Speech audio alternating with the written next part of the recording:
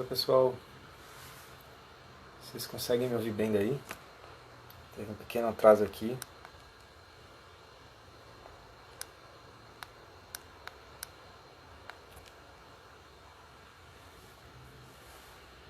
Conseguem me ouvir bem daí?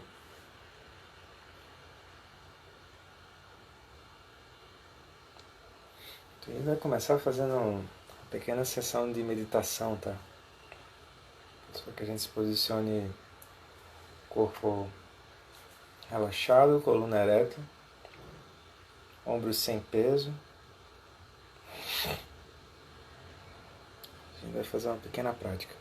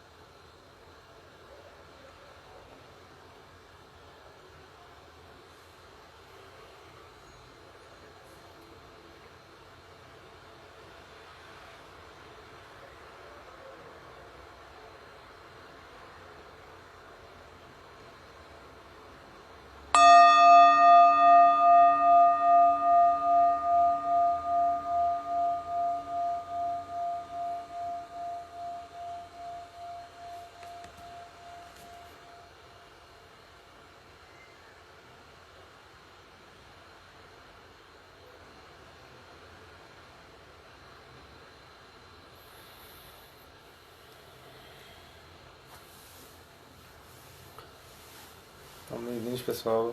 Espero que estejam tudo bem por aí. Para quem não me conhece, meu nome é Roberto Sampaio e a gente vai girar um pouco a roda do Dharma, tá? Em primeiro lugar, antes de a gente começar, é interessante a gente revisar um pouco a questão das mandalas, né? A questão da mandala das 5 sabedorias. Então, a ideia é que a gente pudesse conversar de maneira descompromissada, sabe? E até mesmo desprovido de qualquer roupagem, de qualquer ismo, sobre as 5 sabedorias de forma aplicada, como fazer isso acontecer, né? Como fazer isso funcionar nas nossas vidas e naturalmente isso reverberar para a vida das pessoas que estão próximas. Então, em primeiro lugar, a gente precisa lembrar que as 5 sabedorias pertencem ao âmbito das mandalas. Então, a mandala é uma forma adicional de fazer as coisas andar. Tá? A mandala também diz respeito ao aspecto interno, diz respeito a uma visão de mundo correspondente. Onde a visão de mundo, o centro dessa visão, é uma inteligência búdica. Geralmente, o centro da visão é um ser senciente confuso sobre qual é a natureza dele. Né? Na mandala, não. A mandala não tem uma oscilação de gostar ou não gostar. Então, para a gente poder se mover com a mandala das 5 sabedorias, um pré-requisito é a gente ter energia autônoma. E hoje a gente vai falar sobre a sabedoria discriminativa, que é possível que a gente fale um pouco sobre essa questão da energia autônoma. Né? Não tinha me programado para isso, de forma a estender o tema, até porque não é o propósito desse formato de Instagram, mas vamos lá. Então, quando olhamos para o nosso redor a partir de uma visão de sabedoria, é como se tudo ganhasse uma nova feição. Tu estala os dedos e aquilo ganha uma nova feição. Então, as 5 sabedorias são visões mais amplas do que o autocentramento. Elas são inteligências impessoais. Não tem como a pessoa ir num cartório pedir o número do registro e o endereço de uma sabedoria dessas, porque não pertence a alguém. Né? E elas são possibilidades de ação em corpo, em fala e em mente. E elas são inteligências onde elas nos ajudam a destravar as situações. Geralmente dentro do samsara, dentro da visão comum de realidade, a gente vai travar e é como se a gente estivesse fazendo uma automutilação o tempo todo. Porque a gente tem as mandalas disponíveis e a gente pega sempre a placa de retorno, ou seja, ao invés de a gente abrir a situação com essa mente mais ampla, a gente acaba voltando para a situação com a mente mais estreita. Geralmente, o olhar que nos permite sair disso é justamente a sabedoria discriminativa, que é o assunto de hoje. Dentro de uma visão de sabedoria, nós não vamos conseguir achar algum tipo de autoexaltação, nem tampouco um engano, que são características principais dessas emoções perturbadoras e das identidades. Né? O que é que a gente está tentando trazer como autoexaltação e como autoengano? Autoexaltação é que é assim, cada uma das 6 classes de seres presas no samsara vai dizer como é que a vida é. Eles ficam teimando assim com Nelson Rodrigues. Então, por orgulho, a gente olha, é como se a gente pegasse óculos emprestados assim, e quando olha, tudo é maravilhoso e encantado. A começar por nós, né? Então, por inveja e por ciúme, né? O recalque já está passando longe, assim, a pessoa está de longe assim, olhando, né? E já está assim, meio que... O desejo de apego também, os objetos, a gente está sustentando os objetos o tempo todo. Por preguiça, por carência e por raiva e por medo. Então essas são as formas usuais de a gente se afastar das 5 sabedorias. Como é de praxe, nós começamos os encontros fazendo uma revisão geral. Ou seja, cada sabedoria está associada a uma cor e uma qualidade de ação. Tá? ou seja, quando eu olho, eu raciocino ali dentro, eu tenho uma visão ali dentro. A primeira sabedoria é a sabedoria do espelho, e está ligada à cor azul. A qualidade que ela nos permite é a qualidade do acolhimento. É a compreensão de como que o outro opera a partir do mundo dele, e não do nosso. Então, essa é a sabedoria do Domingão do Faustão. Por quê? Porque tu olha aquela vídeo cacetada e tem uma hora que tu tá assim parado. Hoje não, né? Hoje não. Mas tu olha, fica assim parado e antes da própria pessoa bater com a cara no chão, que eu nunca entendi como é que aquilo ganha audiência, mas tudo bem, isso é um papo para outro canal. Tu já tá se tremendo assim, principalmente se tu for uma pessoa muito sensitiva assim. Então, é a capacidade de entender que aquilo vai trazer dor, né? Capacidade de compreensão de como é que o outro opera com os olhos dele, não com os meus. Então, basicamente, quando a gente fala em estabelecer relações, essa é uma sabedoria imprescindível. Ela vem de uma contemplação, né? Ela não vem de uma solução de algo que vai acontecer, não. Ela vem de uma contemplação. Então, por exemplo, já por uma questão social, todo mundo vai estar assim, bom, a barriga vai roncar. Então é como se fosse um consenso de dizer, não, já é a hora do jantar. Por quê? Porque a gente espelha, né, um no outro o que é que vai acontecer e se move a partir disso. A sabedoria do espelho, se eu olhar a partir da sabedoria do espelho, não tem como brotar um julgamento, no sentido de condenar. Tá? Depois eu vou trazer essa questão do julgamento lá na frente, na sabedoria da causalidade. Mas por sabedoria do espelho eu não consigo fazer isso. Não consigo. Então, é como se fosse uma sabedoria capaz de olhar para o outro, ver os obstáculos, mas não fixar o outro nos obstáculos. Inclusive a nós mesmos, né? A gente também. Como a gente está numa cultura cristã e tem esse mito, eu acho que o Joseph Campbell deveria escrever sobre isso, assim, o mito do santo. Ele deveria, assim. Ele fala do mito do herói, né? Mas deveria ter o mito do santo. Que a gente tem um pouco assim, não, eu sou... se eu olhar um pouco para mim, eu seria uma pessoa egoísta. Bom, não vai ter ninguém julgando você além de você mesmo, né? Então, não tem problema a pessoa olhar e se dar um nascimento elevado diante das coisas. Isso é um ato de sabedoria do espelho, né? E a sabedoria do espelho ela se complementa com a sabedoria da igualdade. Cor amarela, e onde a principal habilidade ou a principal característica ou experiência que se dá nessa sabedoria da igualdade é a sabedoria de sustentar e ofertar caminhos positivos para que o outro cresça, dentro daquilo que ele pode oferecer, né? Então, por exemplo, é alegrar-se em ver o outro não como um obstáculo, e sim como uma riqueza. Por exemplo, como somos uma sociedade de doutores, bacharéis, intelectuais, etc., chega alguém para dar uma opinião, a gente já está meio que olhando torto assim do lado. A gente acha que porque o outro está opinando, o outro é um obstáculo. Quando na verdade o outro está opinando e a gente poderia se abrir, né? Bom, o que é que o outro está vendo que talvez eu não possa ver? E vice-versa. Então há uma troca e nessa troca a gente cresce. É mais ou menos isso que acontece no início de qualquer relacionamento, né?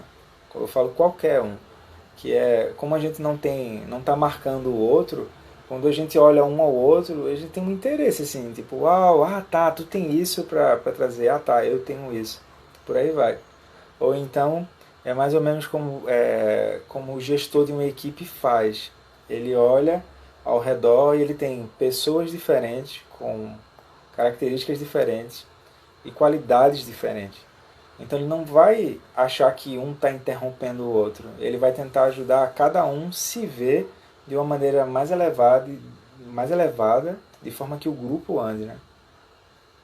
Eu acho que é mais ou menos assim que o Pep Guardiola faz para o Manchester City ser campeão, assim. Então, o que acontece?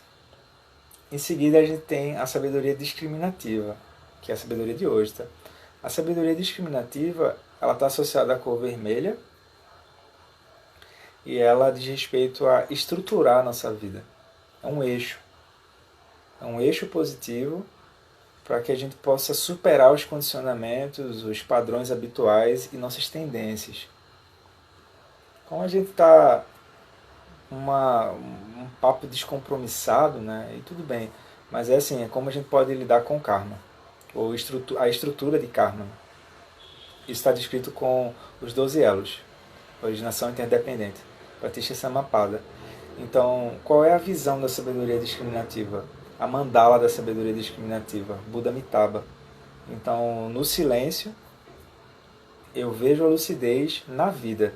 Não é assim, eu tenho a lucidez e tenho a vida. Não, não é. Eu vejo a vida como ela é. Então, eu vou usar da meditação, da compaixão, da compreensão mais profunda da liberdade diante das aflições mentais e da insatisfação.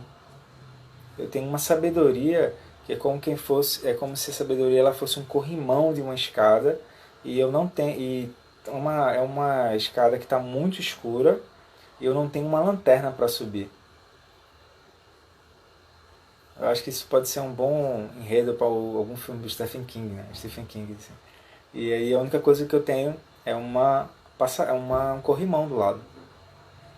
Então é como se eu quisesse cruzar de uma margem de confusão sobre o que é que eu sou e o que é que é isso que brota em mim quanto aos pensamentos, as emoções, as ideias, os propósitos, as metas, e eu quisesse cruzar para a margem da lucidez. E eu tenho uma escada para subir, mas está escuro ainda, porque quem vai iluminar essa escada são meus passos.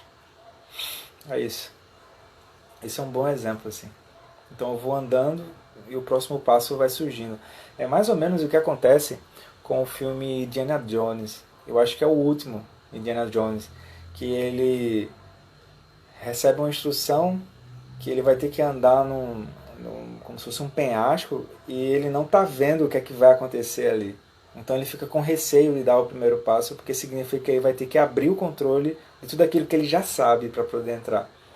Aí ele dá um salto assim com o primeiro pé e depois ele coloca o outro, aí a ponte vai aparecendo. Eu acho que é o último Indiana Jones que acontece isso, que é o que ele encontra com o pai dele. Acho que Indiana Jones atingiu a iluminação. Então, em seguida, após a sabedoria discriminativa, a gente tem a sabedoria da causalidade. A sabedoria da causalidade, enfim, é uma sabedoria que vai me permitir agir. Essa é uma pergunta que acontece bastante e que eu recebo das pessoas, que é qual é a sabedoria de fato que vai fazer com que eu haja? Todas elas. Mas onde o difícil fica mais evidente é na sabedoria da causalidade. Por quê? Porque a pessoa entende que a sabedoria da causalidade é assim, dentro das identidades, às vezes a gente pode ter algum tipo de atitude ou algum tipo de atividade mental que vai fazer com que a gente se machuque ou machuque outras pessoas. Por exemplo, tem pessoas que são muito hábeis em manipular. E ninguém gosta de se sentir manipulado, não é verdade? Ninguém gosta disso, né? Ou então tem pessoas que são hábeis em mentir para conseguir o que é viável para elas, passando por cima da ética, passando por cima da moral e por aí vai. Então a sabedoria da causalidade, desculpa, ela vai dizer respeito à compreensão de todas as outras três sabedorias: espelho, igualdade, discriminativa, causalidade. Então diz respeito a 4 formas de ação, Karma Yoga, né? Então, que é... Desculpa, Karma Yoga não, Karma Mudra. Que é ação de poder, ação acolhedora, ação incrementadora e ação irada. A ação de poder é a consequência das outras três sabedorias, porque como tu não está defendendo uma identidade, tu não tem como tremer com a neurose do outro. Não tem como. Não tem. Depois tem a ação acolhedora. Então, as outras três, que é ação acolhedora, ação incrementadora e ação irada, elas se misturam, tá? Mas a ação de poder é a única que é a fixa. A ação acolhedora é o que a gente chama de acolhimento mesmo. Né? Acolher, dar ouvidos, emprestar um ombro, emprestar abraços, emprestar a nossa generosidade. Oi, como é que você está? Acolher é isso, né? Depois, ação incrementadora. Uma forma de ação incrementadora que eu acho bacana e é super simples é, por exemplo, vamos jantar e quando eu vou jantar eu já estou preparando todas as mesas ao redor, todos os pratos ao redor. Eu estou incrementando aquilo. Então eu vou fazer cachorro quente já já. Eu não estou fazendo só o meu cachorro quente. Eu pergunto se tem pessoas na casa, pergunto se a pessoa está no bus e vai ter que sair, como é que ela tá, por aí vai, e eu tento incrementar. Eu tento fazer com que aquela qualidade positiva ela chegue em mais seres, ela consiga se expandir como um jardineiro, né? Que vai cuidando ali. Depois tem a ação irada. A ação irada ela é a mais arriscada que tem, sabe?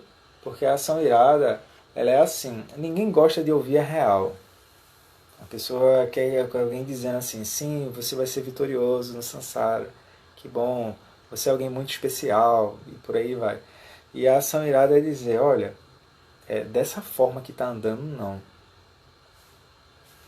A ação irada ela vem com duas perguntas, que é o que tem andado bom e o que é que pode ser melhorado. Por quê? Porque como ela está baseada em sabedoria do espelho, sabedoria da igualdade e sabedoria discriminativa, as únicas perguntas que tu pode fazer é o que está andando de bom e o que pode ser melhorado. Porque o resto tu vai olhar de novo para a mesma situação com sabedoria do espelho, sabedoria da igualdade e sabedoria discriminativa. As cinco sabedorias elas vão girando entre si. Tá? No final tu tem a sabedoria de Dharmata, que diz respeito à nossa verdadeira essência. Então é como se esse papo todinho de sabedoria para cá, sabedoria para lá, é para poder ajudar a pessoa a ela deixar a mente dela pronta para a gente poder falar sobre sabedoria de Dharmata, né? A liberação das identidades. Então, o reconhecimento daquilo que verdadeiramente somos. Daí, o que é que vai acontecer? A ideia é nós pegarmos essas 5 sabedorias e começarmos a colocar isso em prática. O tema de hoje, como a gente falou, é a sabedoria discriminativa, cor vermelha, Buddha Amitabha. Então, para começar, vamos com uma citação já batida, mas que diz respeito ao tema de hoje, que é assim. Então a garota perguntou, gato, você pode me dizer qual o caminho eu devo tomar? Isso depende do lugar para onde você quer ir, disse o gato. Eu não sei para onde ir, disse a garota. Então, se você não sabe para onde ir, qualquer caminho serve. Então, um trecho simples, né? Pois é, Alice no País das Maravilhas. Então, se você não sabe para onde ir, qualquer caminho serve. Inclusive o caminho da confusão, né? O caminho da neurose. De ficar batendo cabeça no mesmo lugar e colher o mesmo resultado. Então, o que acontece? A sabedoria discriminativa ela está associada à cor vermelha. E a inteligência que analisa as coisas a partir de um olho lúcido. A gente vai falar disso hoje. Como olhar para as coisas a partir de um olho lúcido.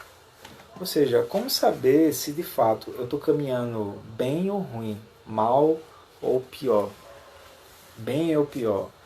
Então, no sentido de que a gente precisa entender mais ou menos o impacto do que realmente causa sofrimento nas nossas vidas.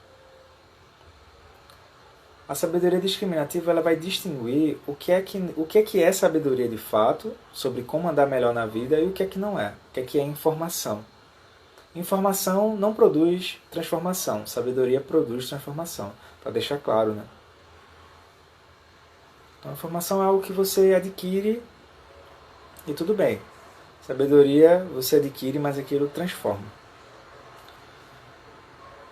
Geralmente, nós vamos associar a sabedoria discriminativa às 4 9 verdades e o caminho de 8 passos, que são os ensinamentos que vão falar sobre a roda da vida e como podemos ultrapassar o processo de fixação à roda da vida. Então, a partir da sabedoria discriminativa, nós aspiramos a andar de modo mais positivo.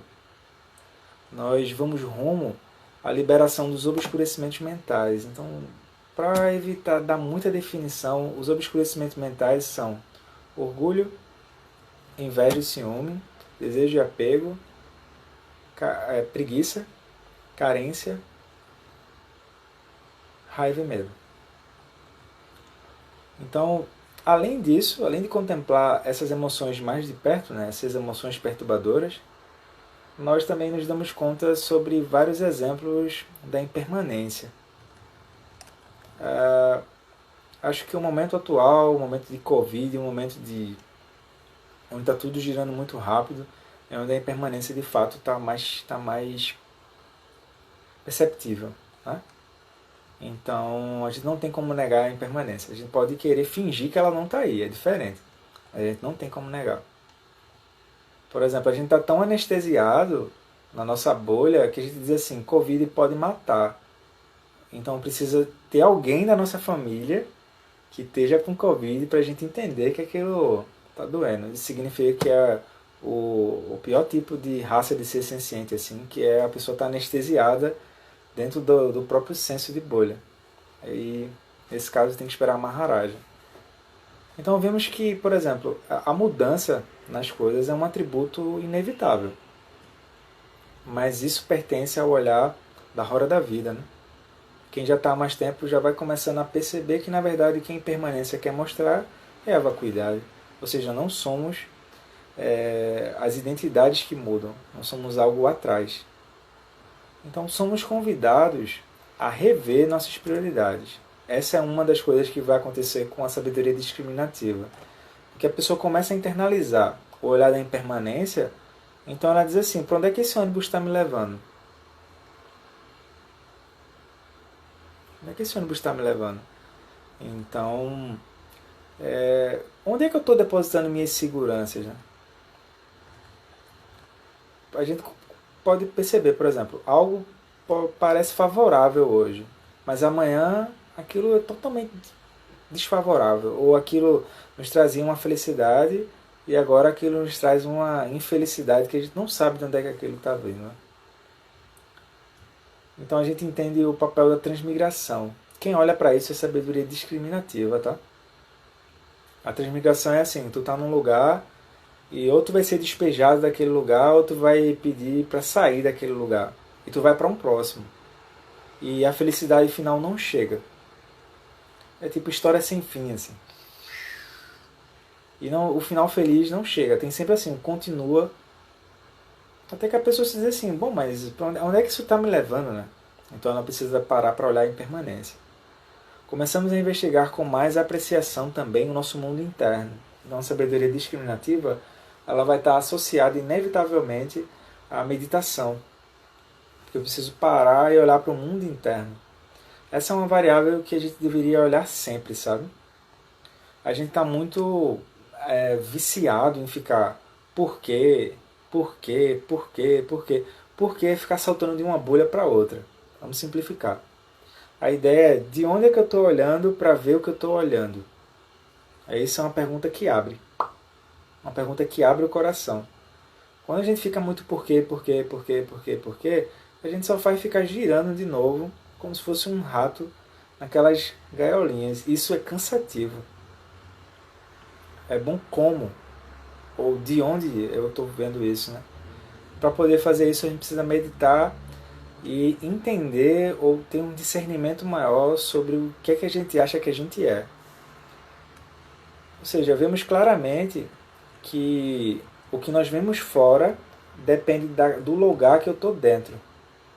Por exemplo, a pessoa pode estar no mesmo trabalho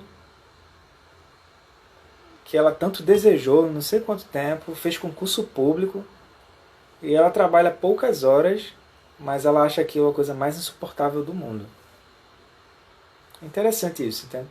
Então ela olha, as paredes são as mesmas, o computador é o mesmo, o chefe é o mesmo, tudo é o mesmo. Mas a mente dela dá nascimento ao que está acontecendo ao redor.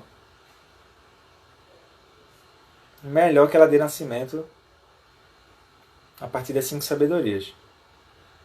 E se ela der nascimento a partir das 6 emoções perturbadoras, ela vai colher sofrimento. Além do mais, isso que ela está chamando de sofrimento, isso vai sendo diluído com o tempo.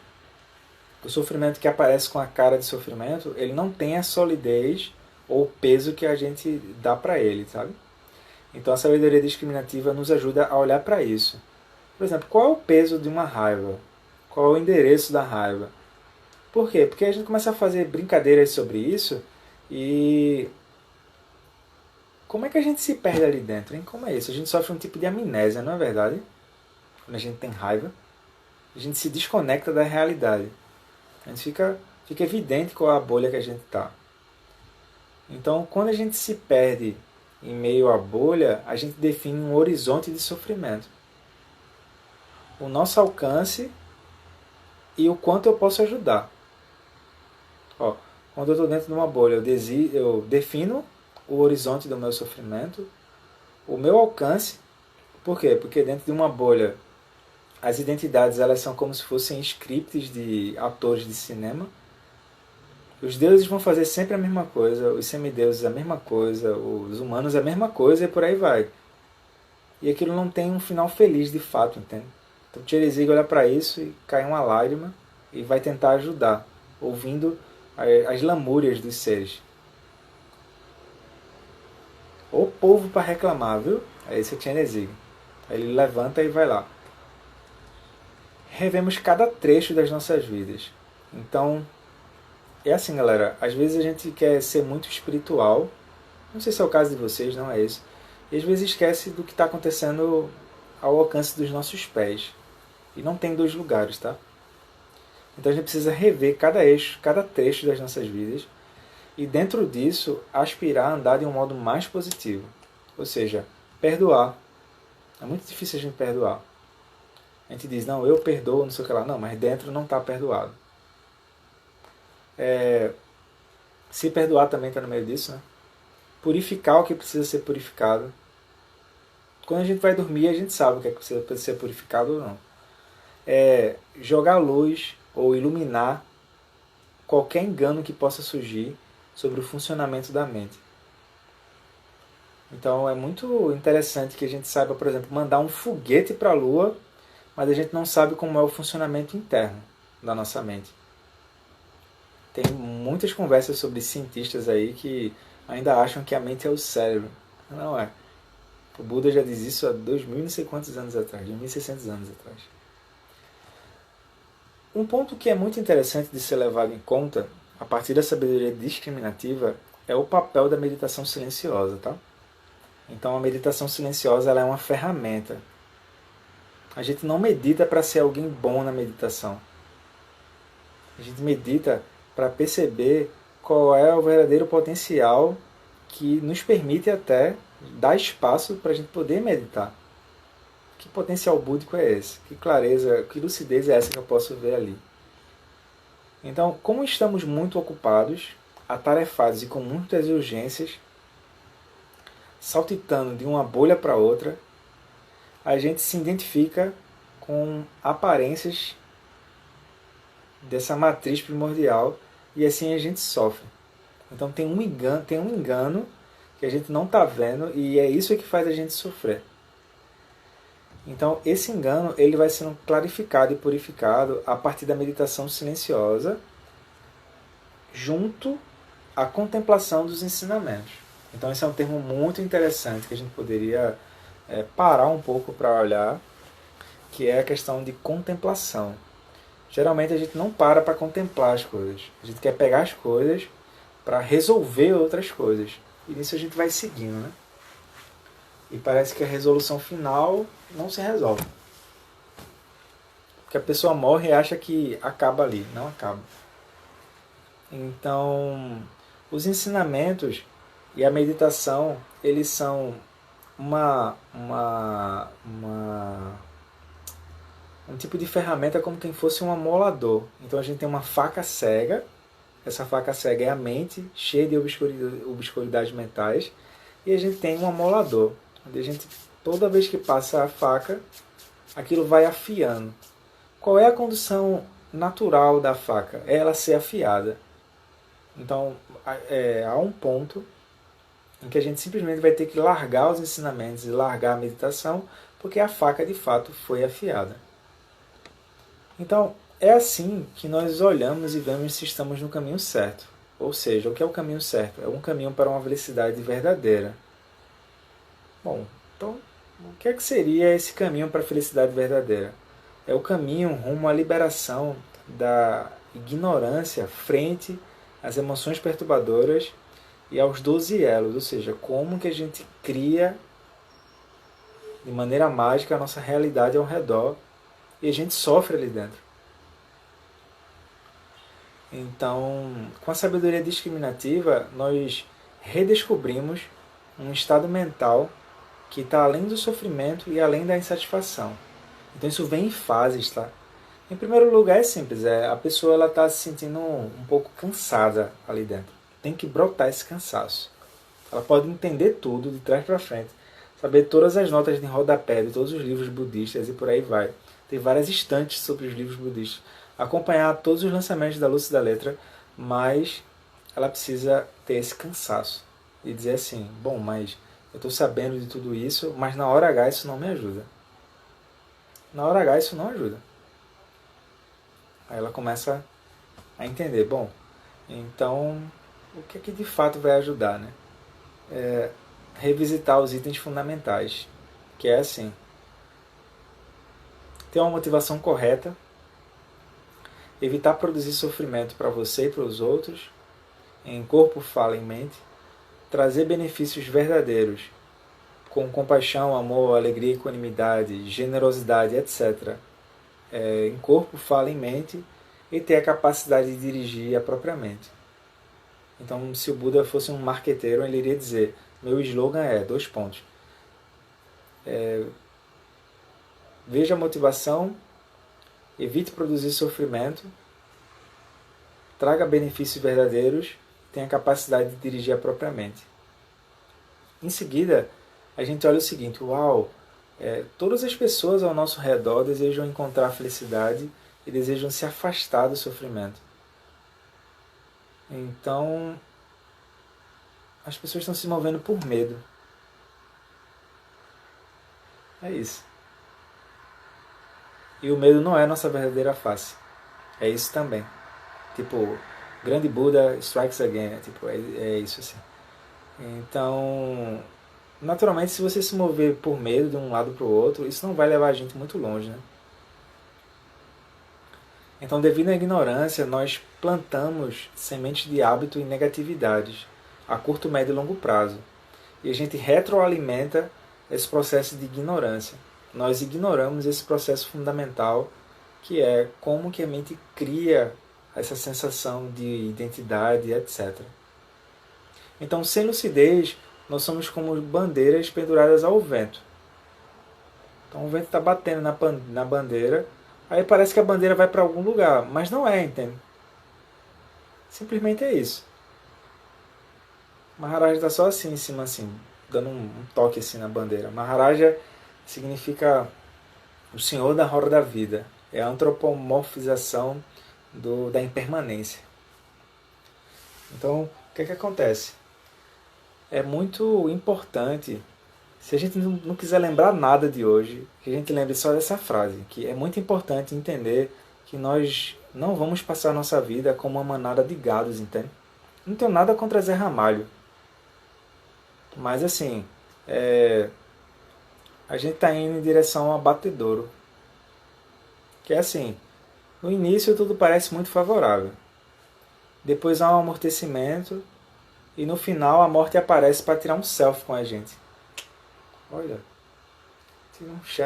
vamos tirar um selfie aqui. É isso. Então não estamos andando sem sentido, a gente não está andando de maneira aleatória. A gente não está feito Alice no País das Maravilhas, né? Não está de maneira aleatória. A gente tem um eixo, entende? Esse eixo vai permitir com que a gente entre e enxergue nossos problemas não mais como uma adversidade, mas como um caminho. Como um caminho. Então, é necessário a gente aproveitar, em primeiro lugar, as condições de uma vida humana preciosa, para seguir rumo a uma vida onde o silêncio ele é bem-vindo. Geralmente, o silêncio ele é constrangedor para as identidades. Então, a pessoa fica querendo se entupir de coisas. Por exemplo, eu acho que quando o Aldous Huxley, eu acho que é assim que se pronuncia, ele fez o Admirável Mundo Novo, ele estava falando do Instagram. Eu acho que eu vou ser banido daqui. Né? Mas isso aqui é muito fake, assim, todo mundo muito sorrindo, todo mundo tem a receita para felicidade e tal. E quanto mais like tu tem, parece que tu é alguém na sociedade. Quanto mais seguidores tu tem, tu é alguém na sociedade. E a gente sabe que não é isso, galera. A gente fica amortecido nesse mundo imaginário e fictício dessa fantasia que é as redes sociais. Então, é interessante a gente descobrir essa importância de estarmos presentes nas situações. Ou seja, é interessante que a gente descubra que existe outra forma de andar além das 6 emoções perturbadoras. E olhar para as relações de modo mais profundo. Sem sabedoria discriminativa, as relações elas são um recurso. Elas são um recurso emocional. É isso, assim. Então, com sabedoria discriminativa, as relações são outra coisa. As relações são um ornamento de como a própria sabedoria opera. É isso. Com a motivação adequada e mais elevada, nós aspiramos agora voltar, quando a live terminar aqui, para trazer algum benefício para as pessoas, para nós também, mas a partir de compaixão e de lucidez. Então, compaixão, desejo sincero de aliviar o sofrimento dos seres a curto, médio e longo prazo e o desejo de que eles possam se livrar das causas e condicionantes do sofrimento. Tá? Com a sabedoria discriminativa, nós descobrimos nossos campos minados de fragilidade. A gente não engana ninguém, a gente só engana nós mesmos o tempo todo. Então, quando sentamos para meditar em meditação, sentar para meditar é um ato de honestidade.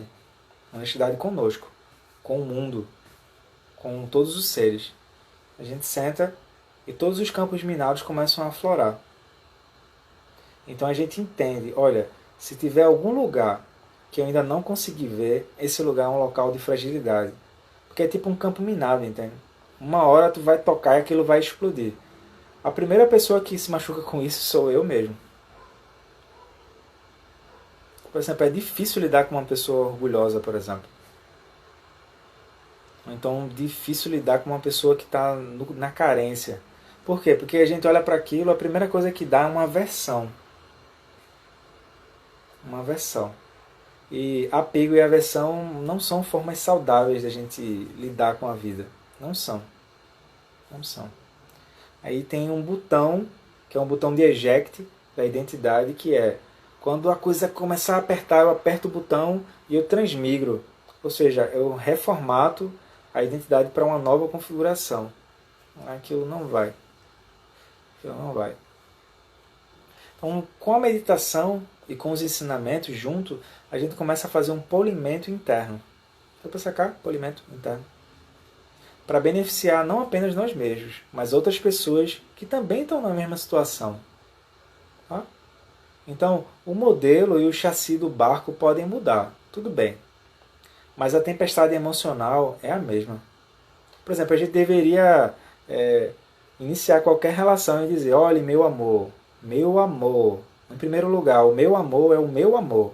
Em segundo lugar, eu não consigo prestar atenção no que você diz por mais de 1 minuto. Pronto. Aí começa a relação. Deveria começar assim, eu acho. Depois, a pessoa se dá conta de que tem uma inconsciência dessa realidade mais profunda sobre o mundo interno e que as outras pessoas também estão inconscientes disso. Então, o que é que realmente importa? Essa é a pergunta, entende? A sabedoria discriminativa, ela vem com perguntas.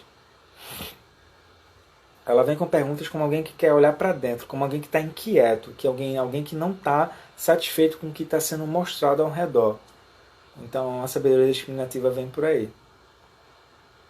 A pessoa pode parar e olhar se a impermanência é verdadeira ou não, e se o sofrimento pode ser ultrapassado ou não, e se suas causas também podem ser ultrapassadas. Então, ela vai avançando. Eu poderia classificar esse avanço de 3 formas. Em primeiro lugar, é a consciência do que está acontecendo. Não é muito fácil, mas é possível. Se a gente meditar, acelera o processo de estar consciente do funcionamento interno. Corpo tenso, sensação de se sentir esquisito, mesmo em situações que estão favoráveis, ou que eram favoráveis. Uma sensação de estar com a energia baixa, não conseguir raciocinar ali dentro. Corpo, energia, mente. Estar consciente disso. Depois, segunda etapa, a capacidade de fato de trabalhar com as qualidades positivas da mente. A mente tem esse potencial, o Chakdun Rinpoche dizia, como um jardim. Eu posso plantar tudo ali dentro e tudo pode florescer ali dentro, né? Então, da mesma forma que eu planto sementes negativas e colho resultados negativos, eu planto sementes positivas e vou colher resultados positivos. Ação do Bodhisattva, quinto passo do nobre caminho. Tá? Compaixão, amor, alegria e por aí vai. E por último, uma habilidade mais sutil, que é a capacidade de direcionar a própria energia, de reconhecer a essência, a natureza daquilo que aparentemente está perturbando, né? Então, esse por último, os mestres vão dizer que é como alguém que olha para o céu e tem um arco-íris. A pessoa vislumbra o arco-íris, mas ela não se engana de que o arco-íris ele surge por causas e condições e o que realmente fica é o céu. Esse é o exemplo do Dzongzha, né? Então, essa é uma boa pergunta que a pessoa poderia se fazer, sabe? Nos próximos 7 dias. O que realmente importa? O que realmente importa? E cada um vai dizer. É assim, a impermanência vai vir, ela não se importa com os nossos palpites e o que realmente importa. Aí você vai ver, estabelecer boas relações importa ou não? Isso é sabedoria discriminativa, entende? Cultivar um mundo interno mais amplo, importa ou não? Dedicar um momento para poder cuidar da minha pessoa, da minha identidade, o que quer que seja. Aprender a sair da bolha, importa ou não? Então são perguntas que a pessoa vai ter que fazer. Vocês entenderam que o Globo Repórter é baseado nisso, né? A sabedoria discriminativa. Não é baseado. Então, o que acontece? Para resumir, sabedoria discriminativa diz respeito à meditação e os ensinamentos sobre as quatro nove verdades e o caminho do 8 passos. Quais são as 4 nove verdades? A primeira, a verdade de que o sofrimento está aí. A segunda, a origem, a causa e os condicionantes que sustentam o sofrimento, ou seja, o sofrimento pode ser ultrapassado. A terceira, o caminho para a pessoa poder se liberar desse processo. E o quarto, a quarta nova verdade é o caminho propriamente dito. Ou seja, se a gente entende isso ou não, o que realmente a gente aspira é se reencontrar com essa natureza búdica. Porque mesmo que a pessoa queira dizer eu sou alguma coisa, a impermanência bate, a impermanência derruba. Se a gente achar que isso é mentira, vamos pegar um jornal de dezembro de 2019. Aí pega o jornal de 2019 e pega o jornal de agora sobre economia. Aí todas as previsões que eles estavam fazendo não incluíam a impermanência ali dentro. Aí a pessoa sofre, entende? Porque ela não consegue soltar o apego que é como uma amarra, que quanto mais tu mexe, mais tu vai ficando preso. Então, quando a gente fala em prisão, naturalmente que a gente quer encontrar a chave. Esse é o ponto. Para nós, o que realmente importa é encontrar a chave desse processo, a chave de saída. Caminho de 8 passos. O primeiro, a motivação correta para poder sentar. Segundo, terceiro e quarto passos. Evitar produzir sofrimentos em mente, fala e corpo. Quinto passo, usar mente, fala e corpo para produzir benefícios, compaixão, amor, alegria, equanimidade, etc. Sexto passo, sentar em meditação para poder contemplar esse mundo interno, contemplar esse potencial. Sétimo passo, olhar a realidade de maneira mais ampla. Prajna Paramita. Então, essencialmente, o que a sabedoria discriminativa vai trazer é a contemplação da impermanência como uma aliada, tá? A pessoa rever como é que ela está levando a vida dela, e a gente define quais são as nossas prioridades rumo a uma motivação correta. Porque às vezes o melhor que a pessoa pode fazer no momento é não mexer muito na vida dela, porque se mexer demais aquilo também vai balançar, mas é no mínimo ela aspirar. O Dzongsa Khyentse ele vai dizer que a gente possa aspirar a ter bodhicitta. Bodhicitta é essa motivação de tentar ter clareza, tentar ter lucidez e poder ajudar os seres a fazer o mesmo, né? Então eu fico por aqui no encontro de hoje. Semana que vem tem a sabedoria da causalidade, ou seja, como agir de fato, né? Com lucidez. Espero que vocês tenham gostado e a gente segue conversando. Tchau.